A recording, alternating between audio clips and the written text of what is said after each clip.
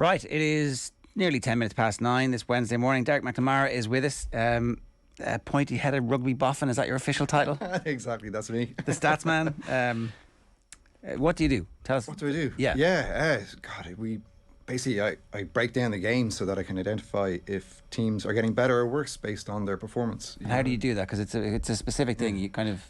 Well, the simplest way of identifying is, the game is a way of measuring performance. Everything is there on the pitch for you to view or see. So we break the game down into different parts, different sections, and then the most important thing is the grades. So we give each individual player a score based on their, whether or not the player pumped the legs, whether the player lifted the line out and hit the straps, the quality of the performance. So by aggregating those scores, we're then able to show if a player's getting better or a team's getting better or worse, so that we can break down the game into kind of easy, understandable way for coaches or, players or analysts or whoever it is, so that they can identify if a team's getting better or worse. Or simply we break it down to did a team win or lose based on player performance? Was it due to coaches or was it due to skills? So, which is a kind of combination of both. Okay, and who uses your information? What? God, everybody. Yeah. So they're gaming companies, schools, clubs, professional teams, international teams. So taking all that information and editing it or manipulating it in a way that coaches can understand it, they can then measure their own performance as a coach, or players can review that information and watch their videos and learn while they're away from the pitch, which is something brand new. It's not something that currently exists. So that's our idea, is to improve the game and improve the player performance. And rugby is still a reasonably new professional sport, so we're going to try and drive that innovation and player performance quality over the next couple of years. It's giving coaches easily digestible information about stuff that's meaningful. Yeah. So there's just way too much going on in the game. Rugby is a very simple sport. When you break it down, once the game gets going, you've only got carrying, passing, rucking and tackling that happen in the game. So when you break it down, it's quite a simple sport, but in reality there's just way too much happening in the game during the game. So what we do is we watch the game multiple times, we break it down, and we give that information back to coaches so that they can drill in as far as they want into the information and watch the video and see why a player got a poor grade at the breakdown, or they can drill in and take a look and say, oh, well, this player is playing in this league, I need this type of player, we can go get that player for vastly less money than the guys over in New Zealand or Australia that have got a big name to their themselves. But so buy on fact as opposed to reputation. Yes, buying on fact as opposed to reputation. Yeah, it's just something that I suppose everybody's been out there trying to do this, but I started doing this as a hobby, I was obsessed with wanting to know if when my team won or lost a game, was it due to me as a coach? Was it due to the players, or was it due to skills? So that's kind of been the essence of what I've been trying to do, and I've slowly made my way up through the schools, clubs, now helping out some of the top coaches in the world and top teams in the world. So it's fun. Yeah, it's funny, Ronan O'Gara did drop your name on the show a couple of weeks ago, and so very interested to hear what your analysis is of the final. Yeah. So a very interesting game. I'd analysed the two teams prior to the game far more than any other teams before, so it's definitely a good use case. All right, but just watching the game, even first off, I was very surprised at the way in which Leinster were playing. It was if anybody's watched a lot of French rugby, you'd know that teams, especially when they play at home, they'll demand the ball, and they'll control the ball, and they'll play territory rather than going for points. So I was surprised that the lack of contesting Leinster or La Rochelle's ball. So that was the first thing. So I have a little stat up here. So basically So explain this. This is the number of breakdowns that are contested and uncontested for both teams. So Leinster had 64 breakdowns. Yeah. Contested 44, uncontested 20. Yeah. So La Rochelle contested 64% or 69% of all of Leinster's balls. So basically that is the fundamental start of or core reason why things began to break down for Leinster. That as well as the defensive line that came up and cut off the pod that was in front of the Johnny Sexton. But this is how there was so much pressure put on Leinster's ball, even though they only had 34% of the ball. By putting on so much pressure on Leinster, that affected their rucking. So there was more players in the ruck, which takes away from players in the back line, which, then all of a sudden you've got players that are on the back foot. The passing then is affected by that, which means that the delivery of the ball to the likes of Sexton and the guys outside gets worse. And so people might notice this: the passing goes it's a little bit behind. Why is the passing a little bit behind? It's not because they've suddenly become bad passers. It's because it's a knock on from everything else. Yeah. So everything has a reaction, even equal and opposite reaction. So pressure is huge in rugby. Understanding a way of continuously putting teams under pressure over an extended period of time, it has effects. But also, it's the Heineken Cup final. These players are under severe pressure as it is, so any time, and again, we can look at all the stats and the data and look at it. Like Leinster only lost with the last play of the game, so it's understanding how these things break down. And Leinster weren't able to play the game that they wanted to play. Leinster like to hold the ball. And La Rochelle's core idea was hold on to the ball and keep them out of your 22, which is a very hard thing to do, especially when you got the likes of Leinster players. But that's what they did, So the fact that if we look at La Rochelle's analysis, they had 123 breakdowns, nearly twice the amount of breakdowns as Leinster did, but Leinster only contested 26% of these. So that, as well as Leinster or La Rochelle putting the ball in the corners rather than going for points, meant that La Rochelle could control the ball but could control territory as well at the same time. So that, as well as Leinster being under compression or a lot of pressure, meant that they were kind of on the back foot and they weren't able to make those connections that were so easy in the Toulouse game. That's interesting, because I don't know, is that a trend that we would have seen over Leinster in the past, where they tend not to contest breakdowns generally? Is that their style ordinarily? No, so it depends on the personnel that are on the pitch, right? You got certain players that would be looking to do this, and certain players that are good at it, and certain players that, like La Rochelle, are brilliant at it. They'd be one of the top teams in Leinster, but any of the data that we've looked at for La Rochelle, on top 14, it's usually around 45 to 55% of the time. This is a significant change, a significant shift in the final. It's two very distinct teams in trying to implement two distinct game plans. One, like La Rochelle, was helped by Leinster. The Leinster team probably didn't have the personnel there to get that to disrupt. So. But yeah, 26% contested is definitely a game plan, or has been, and you can see it in the game. If you look back at it, you'll see that the Leinster lads are getting away from the breakdown as soon as it sets, to try and make sure that they're there for where the attack is coming from. Okay. One of the common, I guess, conversations over the last little while was about the Leinster, being Ireland, and a game plan to stop Leinster is a game plan to stop Ireland. Have you seen those statistics kind of being comparable in some way to the statistics that tend to exist in a game plan that beats Ireland as well, or is this very much specific to just what happened last Saturday? You got two distinct different types of coaches. Leinster have got the guys 80% of the time. The Irish guys only got them 20. So it's logical for the Irish team to follow what's happening with the leading team that has the most amount of players. So it's more Leinster or Ireland copying Leinster rather than Leinster copying Ireland. So, but I think the overriding factor is that the Leinster team weren't able to go to Plan B. They went to Plan B in the Leicester game. So Ronan mentioned the Leicester game and the Connacht game, I think it was. In the Leicester game, they were able to get ahead with a couple of points at the start, and they were able to then stay ahead. In Leicester, were too riled up. They made too many mistakes, So the blueprint was there, and I think we've got another stat as well showing just about trends and, Leinster's trends. So the blue line just shows this is basically showing the quality, the grades of the team from the first half through to the second half. And the blue line kind of represents how kind of Leinster's quality kind of dropped off in the second half. And that's a trend. You know, this is over in multiple games. You can see that the quality of the team drops, which you'd expect to a certain extent with players getting tired, but you'd expect the. Can you control for the fact that the game was over against Leicester?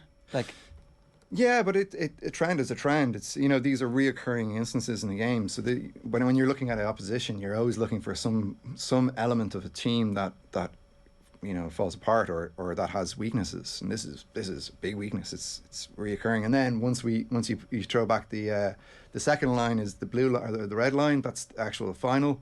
And you can see the trend continues again in the final where, you know, but again, like if you look at Leinster, they had Kelleher, Furlong, Lowe, and Frawley, who all had knocks or were somewhat injured going into the game. So trying to expect your bench to come along and actually, you know, improve your quality of your team in the second half is very, very difficult.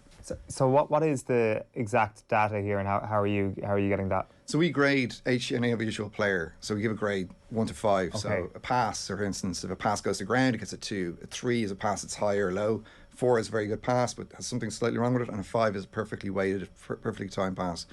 When we aggregate all those scores, we split the first half into 3 equal times, based on 15 minutes of actual time in the first half, 15 minutes in the second half. So it's 5 minutes of 3 sections. I'm kind of a bit too deep here, but basically they're each equal amount of time, and we aggregate those scores. So in there's around 1,000 activities in the second half. So there's probably 300 in the first, 300 in the second, and when we average out those scores, we get a very, very accurate representation of the quality of the team over that 80 minutes. So it's very, very accurate. It means something. It shows that the team is losing concentration, or the team is missing a leader, or that they're taking too many of their leaders off. It could mean loads and loads of different things, but unless you actually have this data, you'd never know. Yeah, it's really interesting. So O'Gara, is your sense that he obviously would have had this data as well, or could he judge this from the eye test from the Leicester and Connacht games? Yeah, of course. Like the top coaches out there, and like even coaches that are in school that have got their way to top level, they're all really good coaches. They've all got that sense, you know, and especially, you know, professional sports all the way up, these coaches that have got that sense of, you know, oh, I got this idea, but I don't know how to do anything about it. That's me. So that's where we created a software system to allow coaches to work off those hunches that they've had and have data to go to a player and say, you know, you're not working hard enough in the second half, or you need to work on your rucking and your quality. Or there's an opportunity for us to be better in the second half, even if because they were, as you say, they're so close. So you end up, I'm sure they'll do a lot of soul searching over the off season to try. It's basically they're in a similar situation to New Zealand after New Zealand kept blowing World Cups, where they were like, this seems to be the best team. Why do they keep losing? And Leinster need one of those massive period of self-reflection and analysis to get to a point where they stop losing these games. Yeah, but a lot of these teams, they're at the top for so long, you know, like Leinster are brilliant, you know, like they're amazing. They've got so many amazing indigenous players. They just the prep for the game wasn't, you know, if you'd watch any amount of top 14 rugby, you know, you'd so La Rochelle did exactly what you expected them to do, did they? Oh yeah, totally. Like they hold on to the ball, control the ball, control the location. You know, if you're playing against it doesn't matter if it's a school team or a club team or international professional team. If you're playing against a superior team, what would be considered superior team, you do whatever you can to keep them out of your 22, because teams get, you know, the good teams, once they get into 22, everything becomes tighter, everything becomes more, you know, because everybody in training, that's what you do in training. You train teams to get better in the 22. So that's what La Rochelle did, and Leinster, unfortunately, now they came up, you know, won last score of the game, but there needs to be more done by teams to be able to implement different strategies in games. And that's what we're trying to do. We're trying to help teams to, you know, like in American football, for instance, you've got a mic that's going directly up to the booth. That you can't implement that, you know, it's just not the way. But there are different things that you can do to get what you want done, or change different game plans because things may not work, or things You fall give the apart. players, ideally, over a period of time, the information that if the game is going this way, then we need to activate different plans. Yeah. You don't really necessarily need to get all the players to know. It's usually just one. You know what I mean? There's just one player you need to get the word on, and they help everybody else understand. It's very subtle. It doesn't need to be massive implementations of different game plans. The game plan could be something simple as, okay, we're going to attack. We're going to stop leaving them get the ball. We're going to get the ball, and we're going to maintain control of the ball. Doesn't matter where in the pitch it's going to happen. As an Ireland rugby fan, should we be concerned that Leinster were closed down like that at the weekend? God, where do I start with this? I'd be concerned every 4 years. There's not a huge amount of historical reasoning for us not to be worried, but I'm here. I can help them. If that's something they want to do, and the way I would try and there's enough time, small incremental steps. We don't, it's not about looking at and taking shortcuts and getting to where you want to get to. It's about, okay, this is something that went wrong. Can we measure it? Can we identify it? And can we replicate those issues that came up? Can I ask you a little bit about how open the sport is to taking on the information that you're giving them? Because we have seen a data revolution in many sports, but we've also seen a simultaneous parallel. No. What can these people teach me with their computers and their spreadsheets? What's rugby like? Well, it's the same in any industry, right?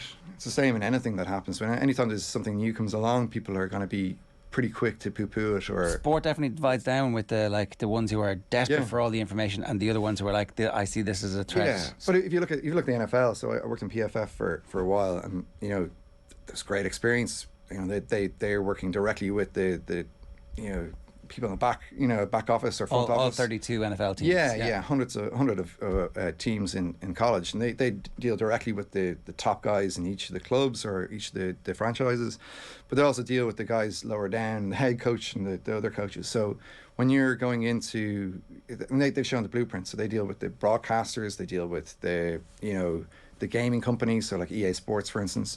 So there's a whole wide range of ways in which PFF are helping organisations around sport.